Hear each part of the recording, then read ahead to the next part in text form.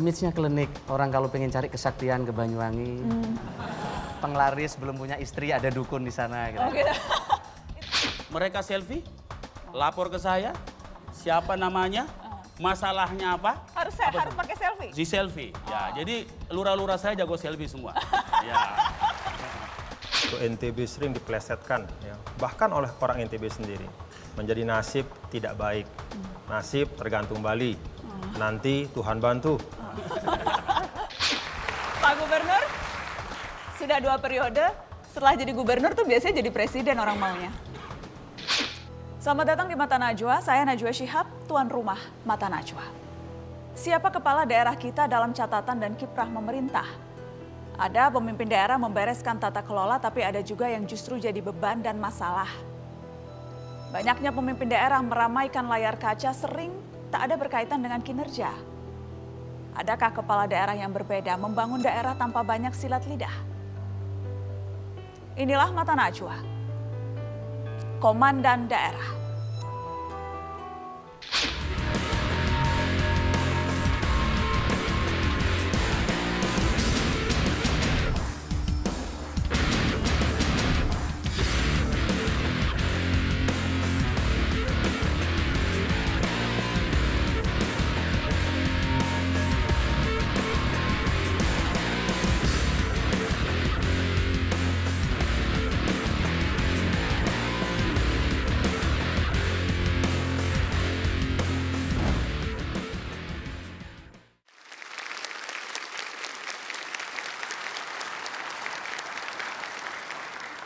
Pemirsa, ia menjadi orang nomor 1 di Nusa Tenggara Barat pada usia yang masih sangat muda. Kini sudah 8 tahun dipercaya menjadi gubernur. Kebijakannya banyak diperbincangkan juga menjadi rujukan. Mulai dari menolak impor pangan hingga mempopulerkan wisata halal. Muhammad Zainul Majdi terpilih menjadi gubernur Nusa Tenggara Barat pada tahun 2008 saat masih berusia 36 tahun. Bahkan saat itu memecahkan rekor muri sebagai gubernur termuda. Majdi yang juga dikenal dengan nama Tuan Guru Bajang saat ini kembali memimpin Nusa Tenggara Barat dengan diusung 7 partai politik. Aktif berorganisasi sejak muda, cucu pendiri Nahdlatul Watan ini meraih gelar doktor dari Universitas Al-Azhar Kairo. Sang Tuan Guru Bajang berhasil melalui ujian di universitas ternama di Mesir itu dalam bidang tahfiz Al-Quran sebanyak 12 juz. Hasil sentuhan kepemimpinannya diantaranya berhasil menurunkan angka kemiskinan dan mendongkrak pariwisata. Sang gubernur juga menggenjot sektor pertanian dengan komoditas jagung sebagai andalannya.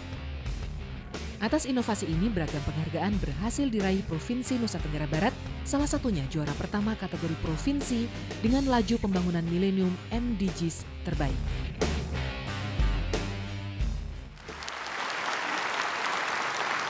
Dan sudah hadir di meja Mata Najwa Gubernur Nusa Tenggara Barat Tuan Guru Bajang Muhammad Zainul Majdi. Selamat malam Pak Gubernur. Selamat malam, Assalamualaikum warahmatullahi wabarakatuh. Waalaikumsalam, terima kasih sudah hadir di Mata Najwa. Tadi saya sengaja sebutnya jelas, Tuan Guru Bajang, Tuan Guru Muda.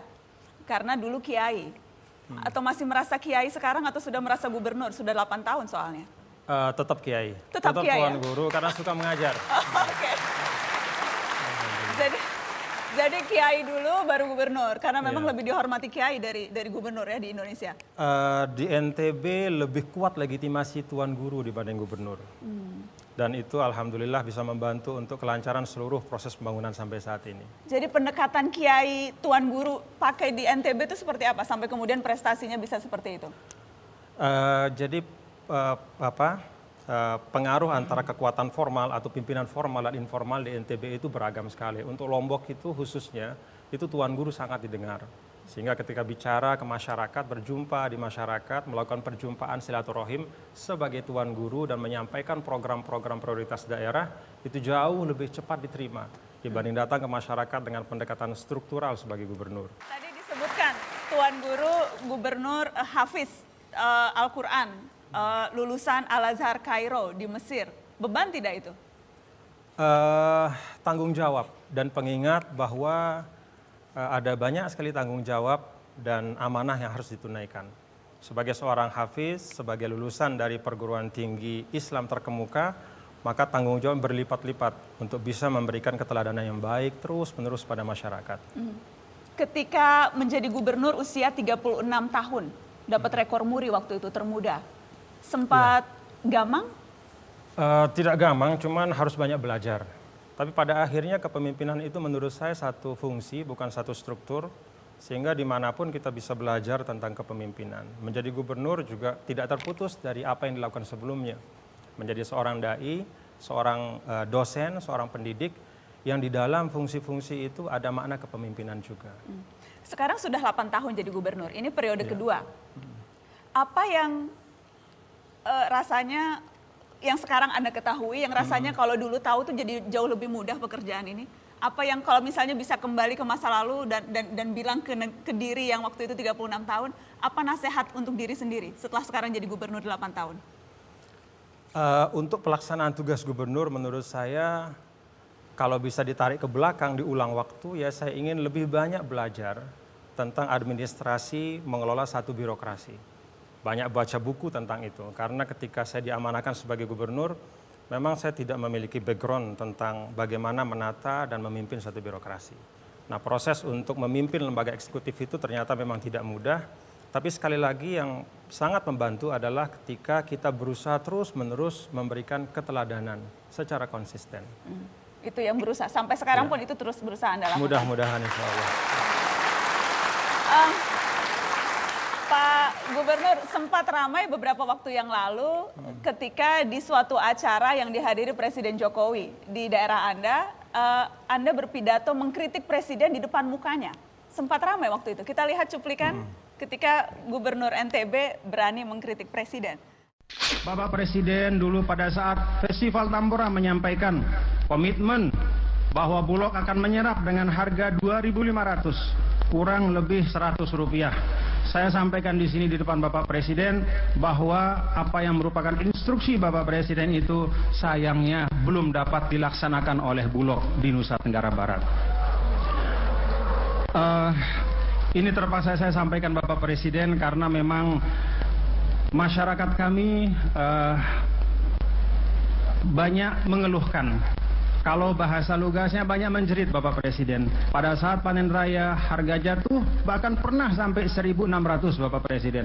Tiba-tiba sekarang mau mengimpor dengan harga 3.000. Kalau saja 3.000 itu sekali lagi untuk petani kita di dalam negeri, insya Allah semuanya akan sejahtera.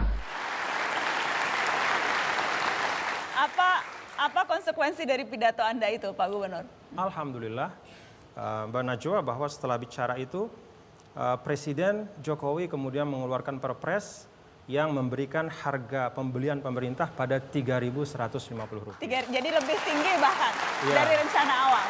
Jadi bahkan lebih tinggi dari apa yang beliau komitmenkan di awal. Itu selang berapa lama setelah Anda pidato di depan Pak Jokowi? Rasanya tidak lama. Tidak lama. Sekitar 1 atau 2 bulan paling lama. Bapak Menteri Pertanian langsung menelpon saya dan mengatakan, Pak Gubernur, alhamdulillah Presiden sudah tanda tangan dan kita bisa tenang, ada jaring pengaman harga untuk para petani jagung kita. Dan hubungan NTB dan pusat Anda tidak merasa ada ganjalan setelah itu? Justru saya merasa bahwa Bapak Presiden kemudian lebih terbuka dan lebih banyak bicara hati ke hati dengan seluruh komponen masyarakat NTB. Dan bahkan setelah itu lebih sering lagi beliau datang. Hati ke hatinya apa misalnya? Menanyakan apa kebutuhan real kita di NTB. Ketika bicara tentang infrastruktur, apa sih infrastruktur utama yang kita perlukan di NTB. Saya sampaikan Pak Presiden kita butuh listrik.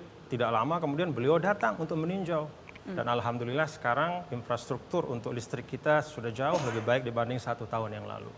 Karena Anda menyampaikan kritikan langsung ketika itu di depan Presiden Jokowi. Ada yang kemudian menilai karena disampaikannya oleh Tuan Guru Kiai. Jadi itu kritikannya memang kritikan ala Kiai sebetulnya, bukan kritikan politisi itu.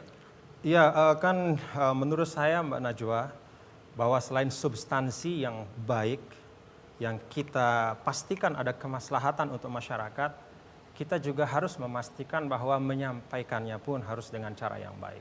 Kalau Anda bisa mendapatkan sesuatu dengan cara yang baik, mengapa harus mendapatkannya dengan cara yang tidak baik? Seorang pemimpin yang agamis, tapi kemudian punya kemampuan transformatif langsung pada masyarakat. Jadi tidak berhenti pada nasihat, retorika, ceramah itu, tapi langsung transformatif.